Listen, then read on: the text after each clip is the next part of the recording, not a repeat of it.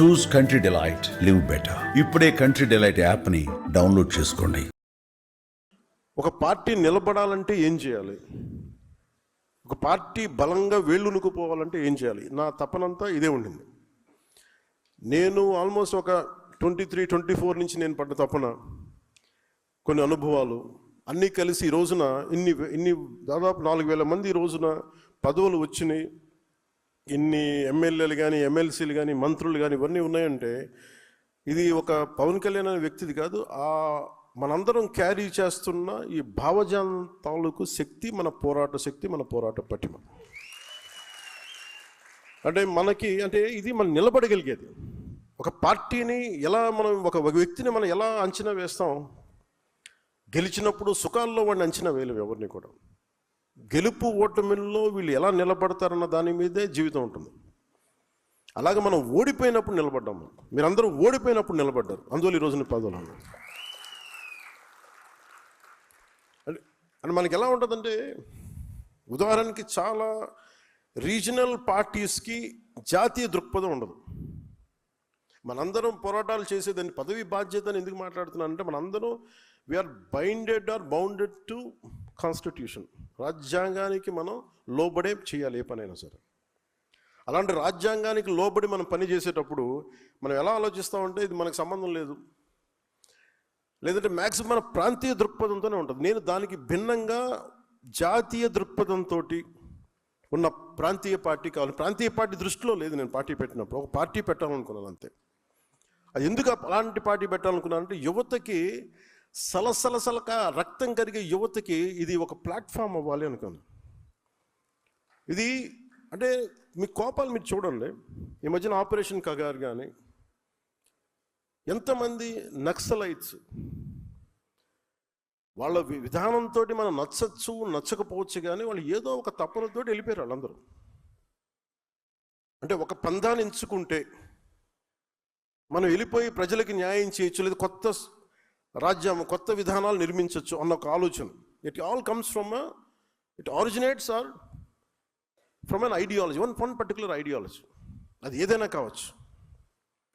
అలాంటిది వాళ్ళు యువత వెళ్ళిపోయి 70s కావచ్చు, 80s కావచ్చు, లేట్ 80s కావచ్చు, వాళ్ళందరికీ ఇప్పుడు 50 ఏళ్ళు వచ్చేసి పోరాటం ఓడిపోయి, న్యాయం చేయలేక అటు ఇటు పడిపోయి, ఎంతమందో చనిపోయి ఇలా కకావికలం అయిపోయింది.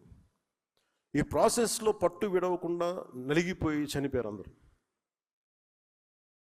అంటే మీకు ఎందుకు చెప్తున్నాను ఇదంటే, if you don't have an ideological framework, ఒక ideological framework that to within the norms of constitution, ఒక బ్యాలెన్స్డ్ ఐడియాలజీ లేకపోతే ఏం జరుగుద్ది అని అనడానికి మనకు అనేక దాఖలాలు ఉన్నాయి. మీరు ప్రాంతీయతత్వం తీసుకోండి, దానికి ఒక టైం లైన్ ఉంటుంది. కేవలం 2-3 కులాలే కావాలి అని చెప్పండి, దానికి ఒక టైం లైన్ ఉంటుంది. దాని తర్వాత అవి పడిపోతాయి. అంటే మీకు సరైన ఐడియాలజీని కనుక మనం ఎంచుకోకపోతే, అందుకు నేను చాలా తపన పడ్డాను. జనసేన ఐడియాలజీ ఇది వెళ్ళే కొద్దీ ఇది విస్తృతంగా పెరిగే ఐడియాలజీ తప్ప, ఎక్కువ మందిని లోపలికి వచ్చే ఐడియాలజీ తప్ప వేరు చేసే ఐడియాలజీ అయితే కాదు.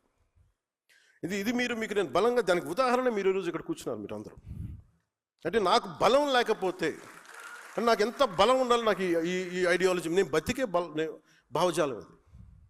నేను బతికే భావజాలం.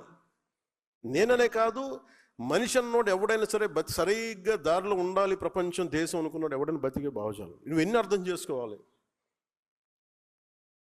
కొన్నిసార్లు ఏం జరిగిపోద్ది, కొన్ని సంవత్సరాల క్రితం అప్పట్లో రాజకీయ ప్రయాణాలు ఉన్నప్పుడు కేవలం 2-3 కులాలతో కూర్చొని మాట్లాడదాం అంటే అలా ఎలా కుదురుద్ది? ఈ రోజున పెద్దపూడి విజయ్ కుమార్ గారు ఇక్కడ కూర్చోవాలంటే మిగతా కులాల ఆసరా లేకుండా జరగదు కదా. పెద్దపూడి విజయ్ కుమార్ గారు కూర్చోలేరు. అలాగే ఈరోజు కాపు కార్పొరేషన్లో ఒకళ్ళు కూర్చోవాలంటే మిగతా కులాలు లేకుండా ఎక్కడ జరుగుద్ది? సో బేసిక్గా ఫండమెంటల్గా మనందరం ఎట్లా ఉన్నామంటే, మాకు రాలేదు అంటారు తప్ప, అసలు అందరం కలిస్తేనే సమాజం అన్న ఆలోచన మనందరికీ చంపేశారు అందరూ సక్సెస్ఫుల్గా. నేను పెట్టింది ఒక కులం కోసం ఎప్పుడు పార్టీ పెట్టలే. ఒకసారి చాలా ఇబ్బందిగా ఉంటుంది నాకు, కులానికి పరిమితం చేస్తుంటే, అరే నేను ఇంత విస్తృతంగా ఒక యూనివర్సల్ థాట్ తోటి నేను వస్తున్నప్పుడు నన్ను కూర్చోబెట్టి అది ఒక స్ట్రాటజీ. అది confining any individual to particular ideology, region, religion is a clear cut strategy to confine. అది మనకి వర్తిస్తే కానీ ఇంకెవరికి వర్తించు. అదొక గొప్ప ఆలోచన. మిగతా వాళ్ళకి వర్తించు, మనల్ని విమర్శించే వాళ్ళకి అది వర్తించదు. ఇదంతా మనకే వర్తిస్తుంది. సో అందుకు నేను చాలా ప్రత్యేకించి, నేను చాలా ఆలోచించి, చాలా సోషల్ ఐడియాస్, ఫిలాసఫీస్ చదివి, చాలామంది నిపుణులతో చర్చించి, దీన్ని చాలా సింపుల్గా, అంటే మనం కూర్చోబెట్టి ఊకదంపుడు ఉపన్యాసాలాగా ఇంత పెద్ద చెప్పకుండా, పెద్ద పెద్ద పుస్తకాలు లేకుండా, చాలా అంటే ఒక వాక్యం రాస్తే అది భావగర్భితమై ఉండాలి. ఒక ఐడియాలజీని మీరు ప్రపోజ్ చేస్తే భావగర్భితమై ఉండాలి. అందుకని ఈ 7 సూత్రాలతోటి అంత భావగర్భితంతో చేసాం. దాన్ని మీరు వెతికితే వాల్యూమ్స్ రాయొచ్చు ఒక్కొక్క దాని మీద ఉదాహరణలతోటి.